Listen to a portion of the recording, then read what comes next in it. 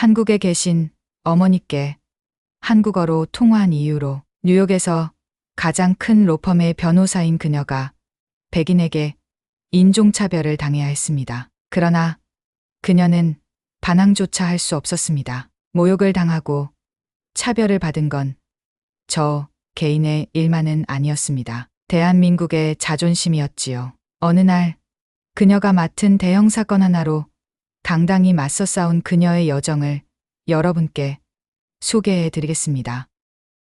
제 이름은 이수연입니다. 28살에 미국으로 유학을 온 지 벌써 15년이 흘렀어요. 지금은 뉴욕 맨해튼에서 가장 큰 로펌 중 하나인 킴벌리 앤드 어소시에이츠의 파트너 변호사로 일하고 있습니다. 하지만 그날 밤까지만 해도 제가 이런 일을 겪게 될 줄은 꿈에도 몰랐어요. 어머니는 항상 걱정이 많으셨어요. 수연아, 미국 사람들이 너를 어떻게 볼까봐 걱정이야. 엄마, 괜찮아요. 저 이제 파트너 변호사예요. 아무도 함부로 하지 못해요. 그래도 조심해야 해. 우리가 외국인이라는 걸 잊으면 안 돼. 어머니의 말씀이 이해가 안 됐었어요. 저는 미국에서 공부했고 영어도 완벽하게 구사했거든요. 하버드 로스쿨을 졸업했고 뉴욕 변호사 시험도 최고 점수로 통과했어요.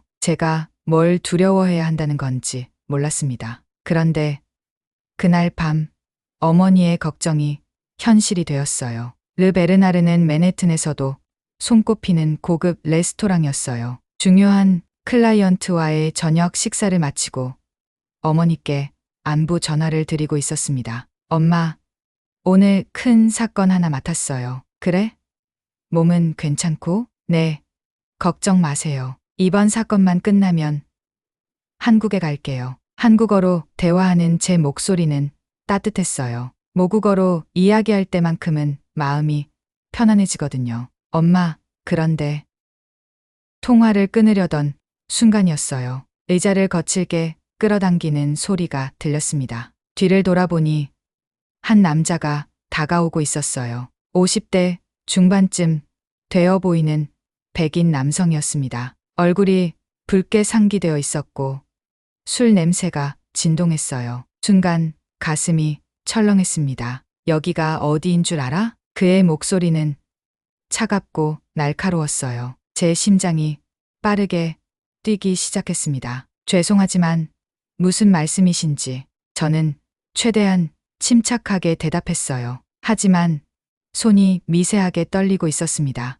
여긴 미국이야. 미국. 그가 소리쳤어요. 레스토랑 안의 모든 사람들이 우리를 쳐다봤습니다. 제 얼굴이 뜨거워졌어요. 부끄러움과 당황함이 동시에 밀려왔습니다. 당신 같은 사람들이 와서 우리말을 더럽히는 걸 보고 있을 수 없어. 그 말을 듣는 순간 제 안에서 뭔가가 툭 하고 끊어졌습니다. 우리말을 더럽힌다고? 영어를 쓰든지 아니면 당신 나라로 돌아가든지 해. 레스토랑이 완전히 조용해졌어요. 모든 시선이 저에게 쏠렸습니다. 어떤 사람들은 동정하는 눈빛이었고 어떤 사람들은 그저 구경하는 표정이었어요. 제 마음이 움츠러들었습니다. 하지만 저는 꾹 참았어요. 15년 동안 뉴욕에서 살아남은 경험이 있었기 때문입니다. 제가 뭘 잘못했는지 모르겠습니다만 잘못했다고? 그가 비웃었어요. 그 웃음소리에는 경멸과 오만함이 가득했습니다. 당신네들은 항상 그렇게 말하지. 모르겠다고. 당신네들이라는 말이 제 가슴에 박혔어요. 여기서 이상한 말 짓거리면서 무슨 음모를 꾸미는지 누가 알아? 저는 명함을 꺼냈어요. 손이 떨렸지만 차분하게 그에게 보여줬습니다. 킴벌리 앤드 어소시에이츠 파트너 변호사 이수연. 그 명함에는 제가 15년 동안 쌓아온 모든 것이 담겨 있었어요. 하지만 그는 그 명함을 바닥에 던져버렸습니다. 툭! 명함이 바닥에 떨어지는 소리가 제 귓속에서 크게 울렸어요. 변호사라고?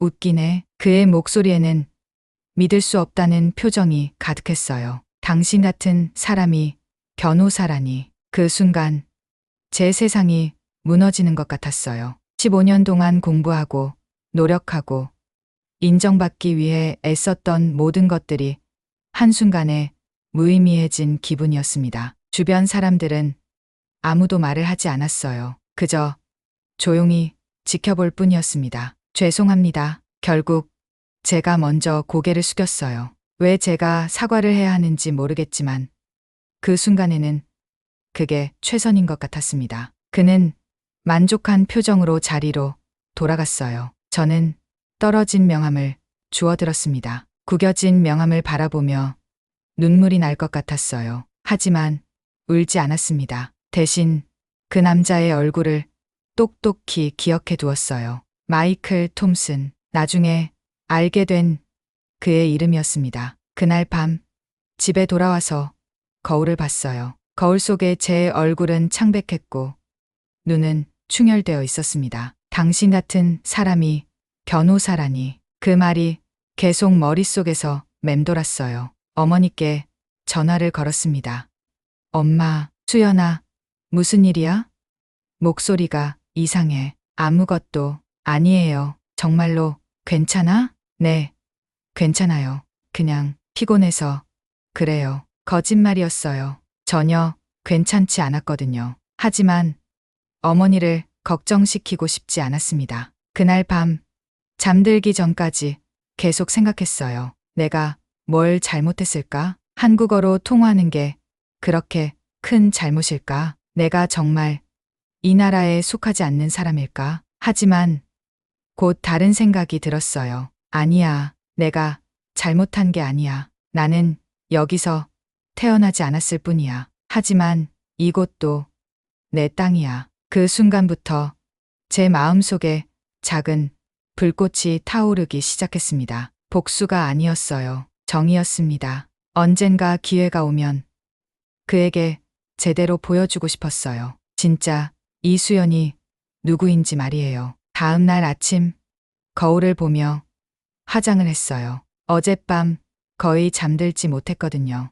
마이클 톰슨의 얼굴이 계속 떠올랐습니다. 그의 차가운 목소리, 경멸하는 눈빛, 제 명함을 바닥에 던진 그 순간까지. 괜찮아, 이수연. 넌 할 수 있어. 거울 속 제 모습에게 말했어요. 하지만 목소리가 떨리고 있었습니다. 사무실에 도착했을 때는 평소보다 30분 일찍이었어요. 복도는 조용했고 제 하이힐 소리만 달각달각 울렸습니다. 제 사무실 문을 열려던 순간이었어요. 수연.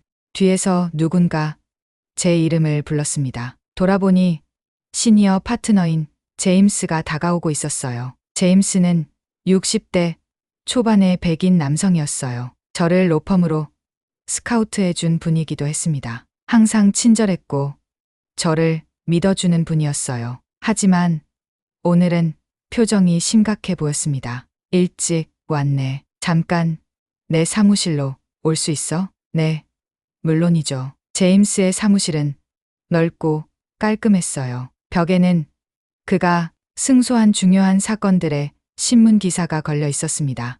앉아. 제임스가 의자를 가리켰어요. 저는 조심스럽게 앉았습니다. 큰 사건이 하나 들어왔어. 제 가슴이 두근거리기 시작했어요. 큰 사건이라면 중요한 의미였거든요. 제 경력에도 큰 도움이 될 거였습니다. 어떤 사건인가요? 톰슨 컨스트럭션을 상대로 한 집단 소송이야. 순간 세상이 멈춘 것 같았어요. 톰슨 컨스트럭션? 마이케 톰슨의 회사? 제 얼굴에서 피가 싹 빠지는 걸 느꼈습니다. 수연, 괜찮아? 제임스가 걱정스런 목소리로 물었어요. 아, 네, 괜찮습니다. 하지만 전혀 괜찮지 않았어요. 심장이 미칠 듯이 뛰고 있었습니다. 무슨 사건인지 자세히 알려주실 수 있나요? 아파트 건설 과정에서 안전 기준을 위반했다는 거야. 주민들이 피해를 입었어. 제임스가 두꺼운 파일을 제 앞에 놓았어요. 피해자가 몇 명이나 되죠? 현재까지 47명이야. 하지만 더 늘어날 것 같아. 47명. 그 숫자가 제 머릿속에서 맴돌았어요. 상대방 변호사는 내가 맡아줘. 어떻게 생각해? 제임스가 제 눈을 똑바로 쳐다봤어요. 이건 우연이 아니었어요. 운명이었습니다. 해보겠습니다. 제 목소리는 생각보다 차분했어요. 정말 쉬운 사건은 아닐 텐데. 네, 자신 있습니다. 제임스가 미소를 지었어요. 좋아. 그럼 이 사건은 내가 맡아. 감사합니다. 제임스의 사무실을 나올 때 제 다리가 후들거렸어요. 복도를 걸으며 혼자 중얼거렸습니다. 마이클 톰슨, 이제 만나겠네. 제 사무실로 돌아와서 파일을 펼쳤어요. 첫 장에 톰슨 컨스트럭션의 로고가 보였습니다. 그 밑에 CEO 마이클 톰슨이라고 적혀 있었어요. 어젯밤 레스토랑에서 저를 모욕한 바로 그 사람이었습니다. 제 손이 미세하게 떨렸어요. 파일을 한 장씩 넘겨보기 시작했습니다. 피해자 명단이 나왔어요. 김철수 씨, 가게 붕괴로 전 재산 손실. 박영희 씨, 아파트 균열로 이사비 손실. 최민호 씨, 지하 주차장 침수로 차량 전손. 대부분이 한국 이름이었어요. 제 가슴이 뜨거워졌습니다. 그래서 저런 말을 했구나. 어젯밤 톰슨이 한 말이 다시 떠올랐어요. 당신 같은 사람들이 와서. 그는 한국 사람들을 무시했어요. 그리고 우리를 이용해서 돈을 벌었던 거였습니다. 더 자세히 살펴보니 충격적인 사실을 발견했어요. 톰슨 컨스트럭션은 지난 10년 동안 비슷한 소송을 12건이나 당했었습니다. 모두 안전 기준 위반이나 부실, 공사 관련이었어요. 이상하네. 보통 이런 소송이 많으면 회사가 망하는데 톰슨 컨스트럭션은 오히려 더 커졌어요. 어떻게 이럴 수가 있지? 궁금해서 더 파헤쳐봤습니다. 그때 제 핸드폰이 울렸어요. 여보세요? 수연 씨인가요? 김철수입니다. 아, 안녕하세요. 어떻게 제 번호를? 제임스 변호사님이 알려주셨어요. 저희 사건을 맡아주신다고 들었는데. 김철수 씨의 목소리는 지쳐 있었어요. 네, 맞습니다. 언제 뵐 수 있을까요? 지금 당장이라도 좋습니다. 사실 이 일 때문에 잠도 못 자고 있어요. 그럼 오늘 오후 3시에 제 사무실로 오시겠어요? 네, 감사합니다. 통화를 끊고 나서 생각했어요. 이건 단순한 사건이 아니었습니다. 마이클 톰슨이 저를 개인적으로 모욕한 것도 우연이 아니었어요. 그는 평소에도 한국 사람들을 그렇게 생각하고 있었던 거였습니다. 그리고 그런 생각을 바탕으로 사업을 해왔던 거예요. 오후 3시 김철수 씨가 제 사무실에 왔어요. 50대 중반의 작은 체구 남성이었습니다. 얼굴에는 깊은 주름이 패여 있었어요. 안녕하세요. 이수연 변호사입니다. 아, 안녕하세요. 그가 고개를 깊이 숙였어요. 앉으세요. 커피 드릴까요? 아니에요. 괜찮습니다. 김철수 씨는 의자 끝에 조심스럽게 앉았어요. 어떤 일이 있었는지 자세히 말씀해 주세요.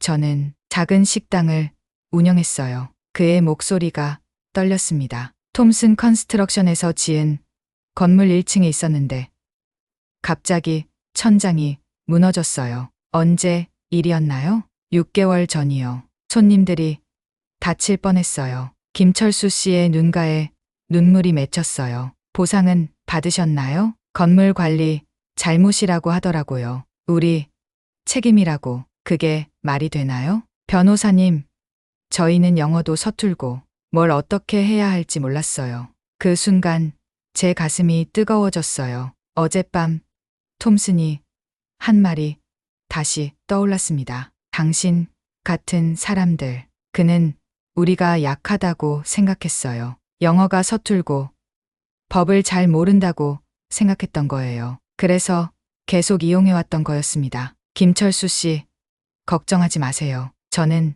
단호하게 말했어요. 제가 꼭 이겨드릴게요. 그날 밤 집에 돌아와서 어머니께 전화했어요. 엄마, 큰 사건 하나 맡았어요. 그래?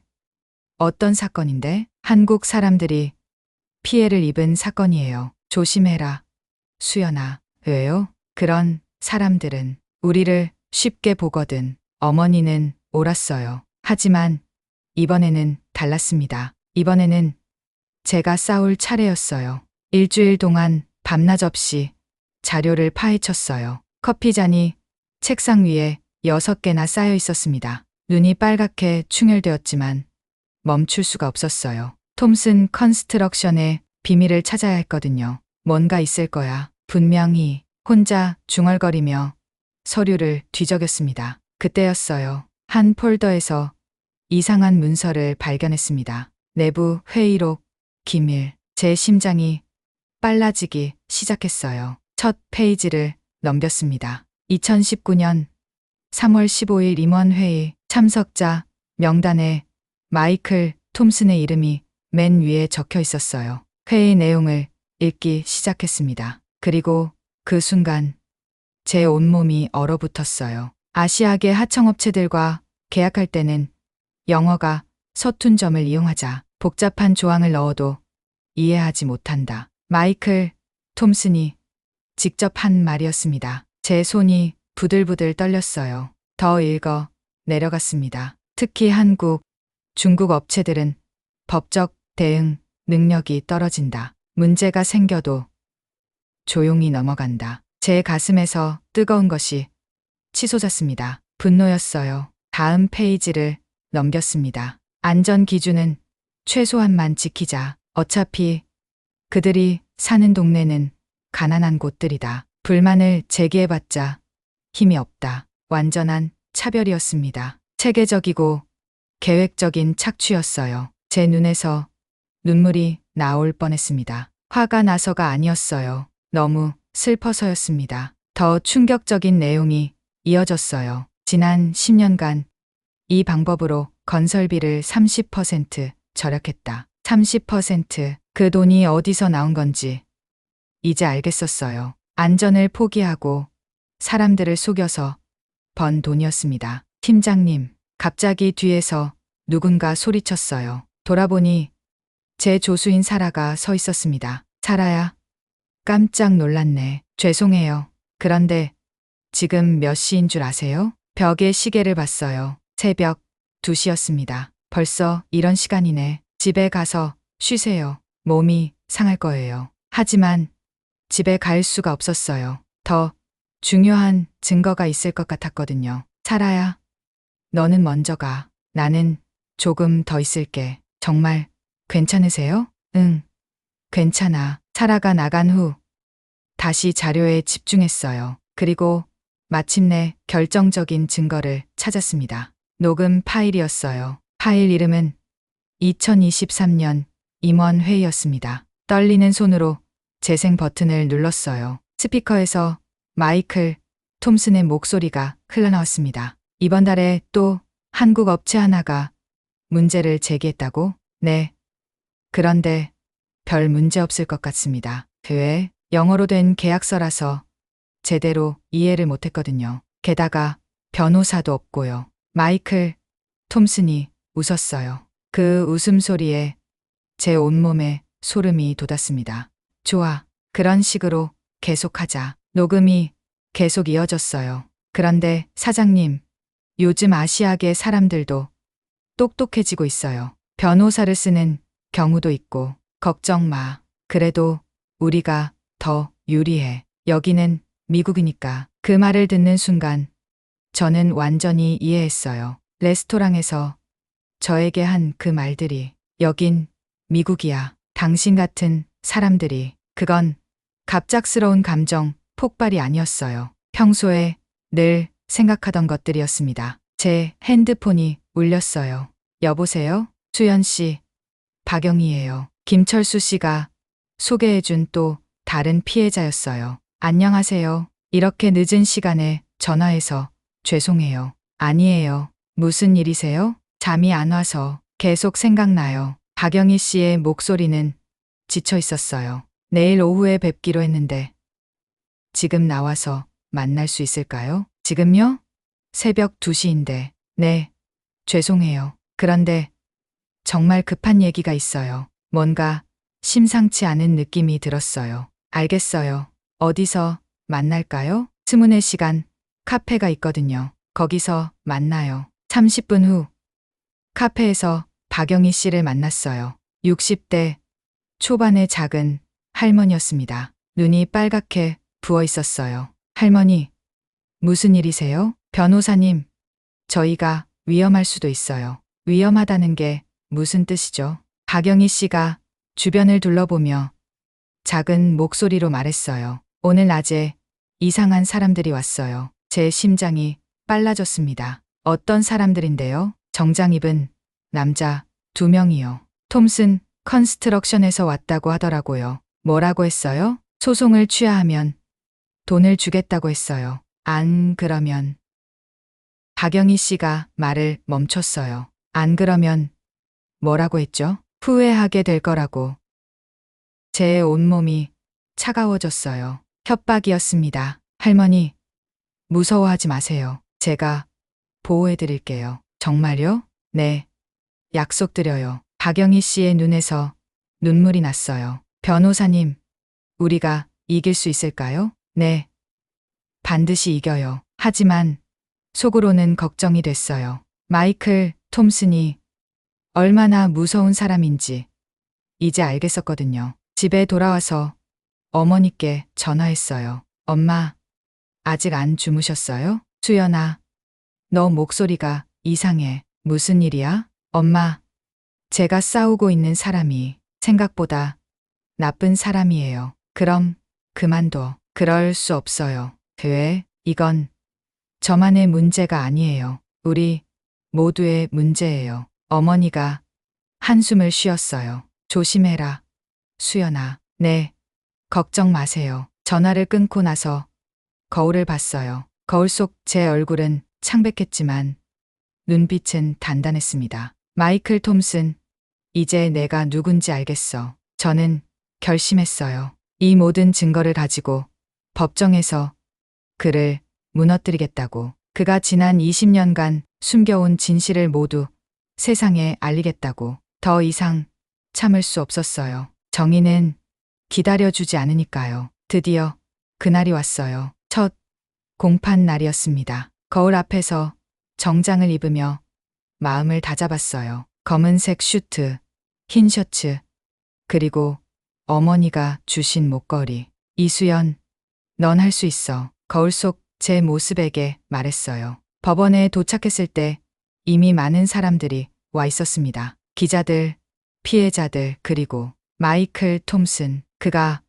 변호사들과 함께 앉아 있었어요. 여전히 거만한 표정이었습니다. 하지만 저를 보는 순간 그의 얼굴이 굳어졌어요. 분명히 기억하고 있었습니다. 레스토랑에서의 그날 밤을. 제 심장이 빨라졌어요. 하지만 이번에는 두렵지 않았습니다. 오히려 기대가 되었어요. 수연 씨, 뒤에서 누군가 제 이름을 불렀어요. 돌아보니 김철수 씨와 박영희 할머니가 서 있었습니다. 안녕하세요. 변호사님, 정말 감사해요. 박영희 할머니가 제 손을 꽉 잡았어요. 우리가 이길 수 있을까요? 김철수 씨가 불안한 목소리로 물었어요. 네.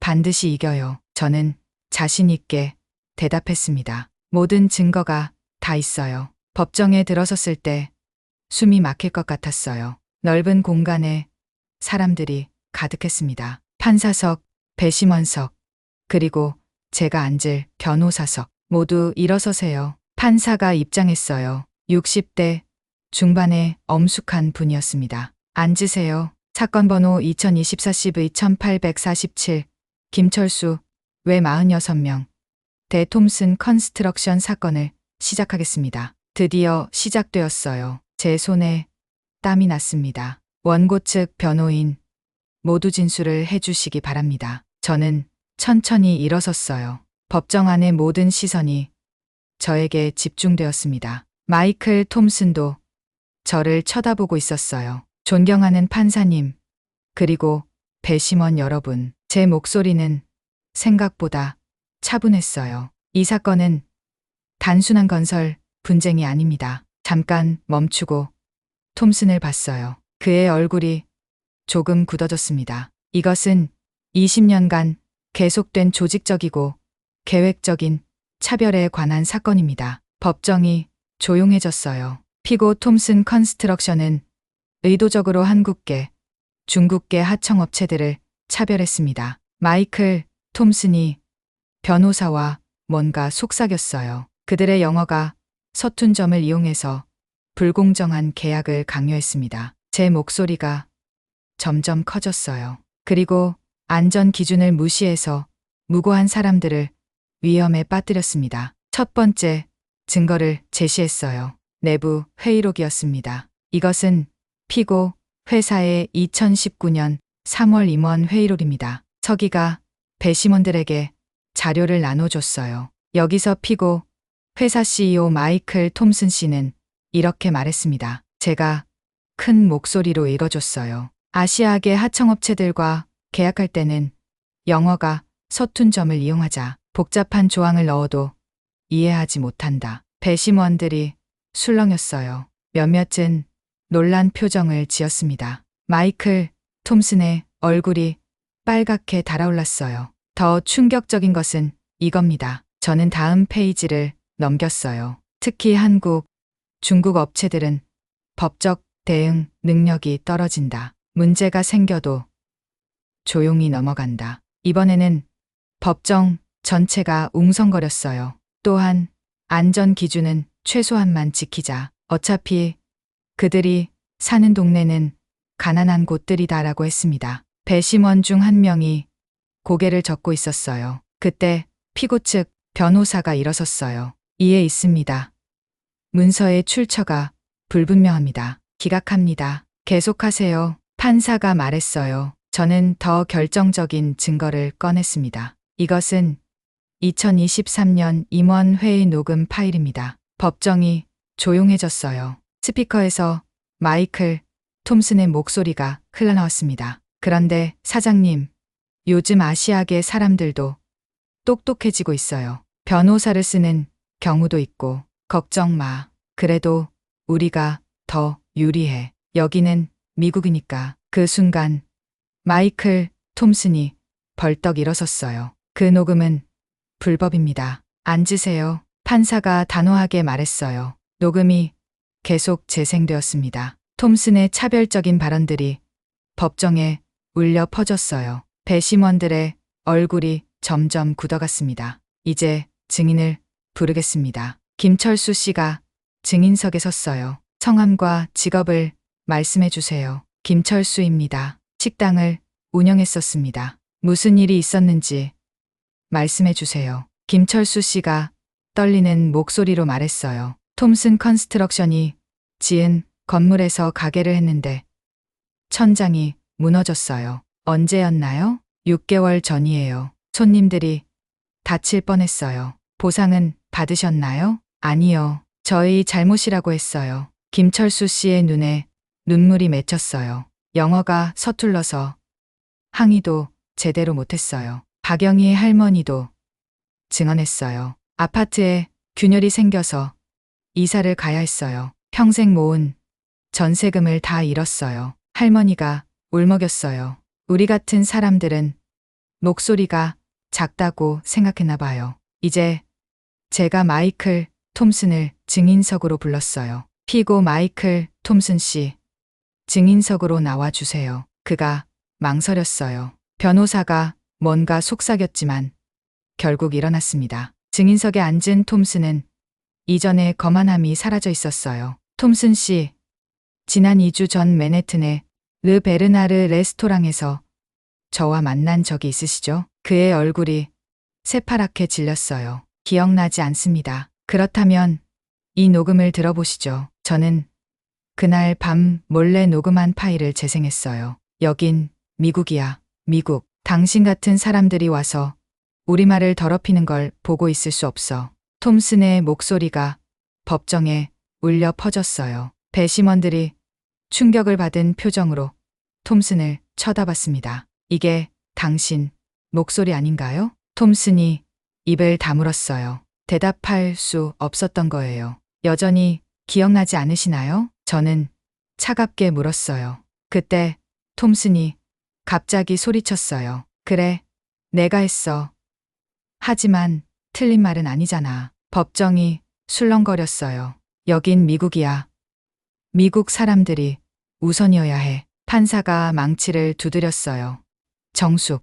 하지만 톰슨은 계속 소리쳤어요. 당신 같은 사람들이 우리 일자리를 빼앗아 가잖아. 그 순간 저는 확신했어요. 이겼다고, 완전히 이겼다고. 톰슨이 스스로 모든 것을 인정한 거였어요. 법정이 시끄러워졌지만 제 마음은 평온했습니다. 마침내 정의가 승리하는 순간이었어요. 3일 후 판결의 날이 왔어요. 법정에는 지난번보다 더 많은 사람들이 모여 있었습니다. 기자들, 피해자 가족들, 그리고 사건을 지켜본 시민들까지. 저는 평소보다 일찍 법정에 도착했어요. 가슴이 두근거렸지만 불안하지는 않았습니다. 모든 것을 다 했거든요. 김철수 씨와 박영희의 할머니가 제게 다가왔어요. 변호사님, 오늘 결과가 나오나요? 김철수 씨가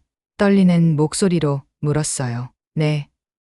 오늘 판결이 나올 거예요. 정말 이길 수 있을까요? 박영희 할머니가 불안한 표정으로 말했어요. 할머니, 걱정하지 마세요. 우리가 옳은 일을 했어요. 그때 마이클 톰슨이 들어왔어요. 지난번과는 완전히 다른 모습이었습니다. 얼굴은 창백했고 어깨는 축 처져 있었어요. 거만했던 표정은 온데간데 없었습니다. 그가 저를 봤지만 이번에는 눈을 피했어요. 제 가슴이 뭉클해졌어요. 복수가 아니었어요. 동정도 아니었습니다. 그냥 안도감이었어요. 드디어 끝나는구나 하는. 모두 일어서세요. 판사가 입장했어요. 법정 안의 모든 사람들이 숨을 죽였습니다. 제 심장이 빠르게 뛰었어요. 앉으세요. 판사가 두꺼운 판결문을 펼쳤어요. 사건 번호 2024-CV-1847 김철수 외 46명 대 톰슨 컨스트럭션 판결을 선고하겠습니다. 법정이 완전히 조용해졌어요. 바늘 떨어지는 소리도 들릴 것 같았습니다. 먼저 사실관계를 정리하겠습니다. 판사가 차분한 목소리로 말했어요. 피고 톰슨 컨스트럭션은 지난 20년간 체계적으로 아시아계 하청업체들을 차별했습니다. 마이클 톰슨이 고개를 떨궜어요. 또한 안전 기준을 의도적으로 무시하여 47명의 무고한 시민들에게 피해를 입혔습니다. 제 옆에서 김철수 씨가 주먹을 꽉 쥐었어요. 더욱 심각한 것은 피고 회사의 CEO 마이클 톰슨이 법정에서 인종차별적 발언을 한 사실입니다. 판사의 목소리가 단호해졌어요. 이는 단순한 사업상 실수가 아닙니다. 명백한 인권 침해입니다. 박영희 할머니가 제 손을 꽉 잡았어요. 그 손이 따뜻했어요. 따라서 본 법정은 다음과 같이 판결합니다. 드디어 그 순간이 왔어요. 제 온몸이 긴장되었습니다. 피고 톰슨 컨스트럭션은 원고들에게 총 5억 달러의 배상금을 지급하라. 법정이 술렁거렸어요. 5억 달러. 상상했던 것보다 훨씬 큰 금액이었어요. 또한 피고 마이클 톰슨 개인에게는 1억 달러의 징벌적 손해배상을 명합니다. 이번에는 환호성이 터져 나왔어요. 정숙.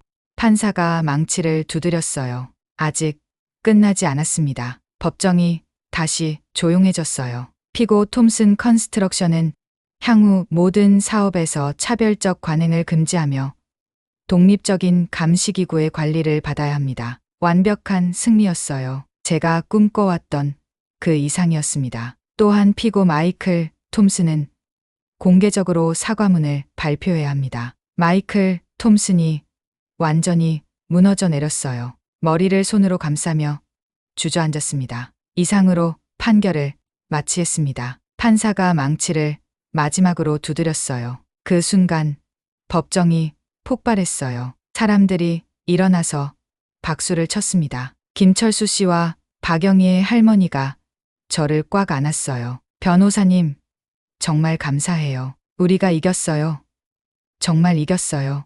제 눈에서 눈물이 났어요. 기쁨의 눈물이었어요. 하지만 그보다 더 큰 감정이 있었습니다. 이건 저만의 승리가 아니었어요. 모든 차별받는 사람들의 승리였습니다. 법정을 나서면서 마이클 톰슨과 마주쳤어요. 그가 저에게 다가왔습니다. 미안합니다. 그가 고개를 깊이 숙였어요. 정말 미안합니다. 저는 그를 똑바로 봤어요. 분노는 없었어요. 대신 차분한 마음이었습니다. 사과는 저에게 하는 게 아니에요. 예.